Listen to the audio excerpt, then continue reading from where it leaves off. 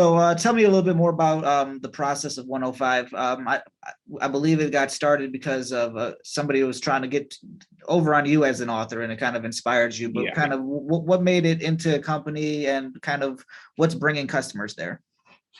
So what I love about the question with that is when you and I first met, this was around the time when I started to realize that my publisher were potentially crooks. Um, so at that time, um, there were sales that I knew that I made that they were telling me, well, we're not getting any documentation that you're making these sales. But I had physical people to show with my book in their hands that, yeah, I bought this from Amazon. So after attempting to, we're weird as human beings. Like sometimes when we know something is wrong, either we try to ignore it or hope that we're completely wrong. And so I ignored it for months and months that like, okay, maybe they'll pay me next quarter, or maybe they'll pay me next month, and eventually I said, okay, where's my money? And so, and so believe it or not, till today, I still haven't gotten paid anything in royalties. And it took me a solid 2.5 months just to get out of the contract because you had to contact the representative from their publishing company in order to get out of the contract. And so when they saw my emails, they would say things like, oh, I thought we sent it to you already. We'll send it just in a second. Another 2 weeks go by. Oh, we'll send it to you here in a second. Right. So I had to keep on harassing and harassing. Essentially, I sounded like one of the bill collectors back in the day when they used to call and harass people. And finally, I got out of the contract.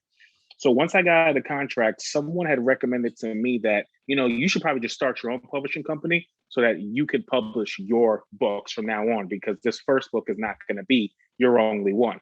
And so after starting the company, I got to thinking, this was January of 2020, I got to thinking, maybe I should make this bigger than just publishing my own books, because I actually understand the process from beginning to end of how to publish your book, whether it's self-publishing or traditional. I understand both sides.